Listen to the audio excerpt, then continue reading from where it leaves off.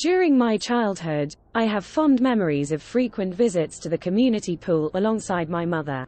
While she engaged in water aerobics with other mothers, I and fellow kids amused ourselves in the shallow end. The pool boasted various amenities like slides, pool noodles, and vibrant murals, enhancing its appeal. Notably, there was a captivating, jungle cave section where water jets created bubbling effects, accompanied by colored lights and jungle-themed sounds. To my youthful mind, this spot held unparalleled allure. However, despite its charm, the pool's construction left much to be desired. I vividly recall an incident where a segment of the concrete wall detached, striking me at the base of my skull and rendering me unconscious. Amidst fleeting moments of consciousness underwater, I remember the disorienting green light and the sensation of struggling for breath as water filled my lungs. It wasn't until blood emerged due to the water jets that my predicament was noticed. I had endured approximately 4.5 minutes without oxygen before rescue ensued. This ordeal resulted in the permanent loss of my sense of taste, medically termed ageusia. Strangely, this seemingly minor consequence of brain injury has had a significant impact on my life. For instance, the last taste I recall experiencing was that of strawberry mint gum, given to me by my mother in the changing room. Even now, after many years, the memory lingers, triggered by the sight of pink and green combinations. While I can still perceive textures, the inability to discern sweet from sour or salty from savory remains frustrating. Additionally, my capacity to sense spice, albeit as discomfort rather than taste, remains intact. Following the accident, my family's circumstances changed drastically. My mother engaged in a legal battle with the local authorities, prompting our relocation from Chatter Blinds, New England, to Juniper, West Virginia. My father secured employment in sheet metal work, while my mother found part-time employment at a travel agency. This transition disrupted my budding social life, and by the time I reached high school, I had assimilated into the crowd, my New England accent fading into obscurity. High school presented its challenges, particularly for a tasteless individual amidst the early 2000s.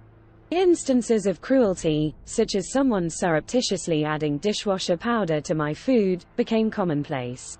My attempt to relate by expressing affection for Classic Coke inadvertently earned me the derogatory moniker, Classic Coke, or CC, which gradually evolved into derogatory slurs over time. Allow me to recount my final year of high school. As autumn unfolded, our physical education sessions were relocated to the indoor pool, where we focused on CPR training and swimming drills. I harbored hopes of avoiding these sessions, not only due to reluctance to reveal myself in swim trunks, but also due to an innate discomfort around water. Standing or being near water heightened my awareness of breathing, triggering palpitations. This sensation, perhaps psychosomatic, bordered on a mild phobia. Despite my attempts to evade participation, my gym teacher, Mr. Bauer, insisted on compliance, mandating a doctor's note for exemption. Appeals to his compassion proved futile. Lacking personal swim gear, I begrudgingly donned ill-fitting loner attire, evidently neglected for years, its fabric acquiring an unpleasant crustiness. The initial session proved disastrous. I endured ridicule as I attempted CPR on a training dummy, selected due to my supposed indifference to tasting plastic. Subsequent swimming exercises revealed my inability to venture into the deep end, prompting mockery from classmates. Attempts to relocate a bothersome big mouth Billy Bass toy fell on deaf ears, dismissed as inconsequential. The subsequent session exacerbated my distress. Forced into the deep end, I experienced a panic attack, struggling to draw breath. Despite my pleas for help, I was dragged to the shallow end, clinging to Mr. Bauer for reassurance. Subsequent sessions seemed inevitable, until an unexpected illness provided reprieve. Pretending illness by ingesting dish soap, I relished a respite at home, indulging in leisure activities typically reserved for rainy days. Upon returning to class, I faced the prospect of completing the missed session. However, fate intervened as the pool closure, attributed to a groundwater leak post-geological event, was revealed. Subsequent events unraveled a mysterious narrative. Several classmates, apprehended for trespassing at the pool, piqued my curiosity. Subtle whispers hinted at clandestine activities, prompting vigilance. Core cliques extended invitations to underclassmen, fostering a sense of inclusion in enigmatic endeavors linked to the pool. Reports of peculiar behaviors, such as ingesting dark purple powder, further fueled intrigue. Desperate for insight, I sought guidance from sympathetic peers, only to encounter resistance. Suspicions mounted as clandestine meetings and surreptitious acquisitions hinted at covert undertakings. Locked in a state of uncertainty, I remained on the periphery, unable to decipher the clandestine activities centered around the pool. Events unfolded rapidly, culminating in a transformative encounter. Prompted by curiosity, I ventured into the pool area, guided by an enigmatic classmate.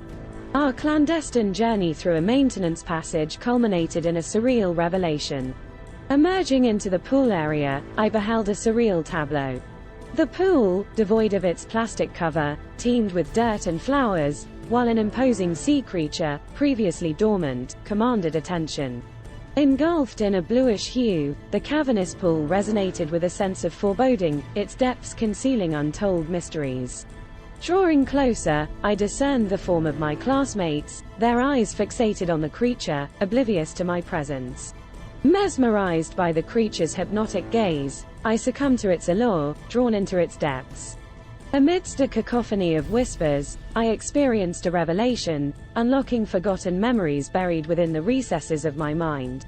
Recollections flooded my consciousness, illuminating the truth obscured by layers of deception. The pool, a conduit for arcane energies, held sway over our destinies, its depths concealing ancient secrets. Guided by intuition, I unearthed fragments of a forgotten past, piecing together the puzzle of our intertwined fates. Emerging from the depths, I beheld a transformed reality, infused with newfound purpose. United by shared experiences, we embarked on a journey of self-discovery, guided by the wisdom of ages past. As the sun set on the horizon, casting an ethereal glow upon the world, I embraced the unknown, ready to confront the challenges that lay ahead. With each step, we forged a path illuminated by the light of truth, our spirits intertwined in a timeless dance of destiny. Thus concludes the tale of our journey into the unknown, a testament to the enduring power of friendship, courage, and the boundless potential of the human spirit.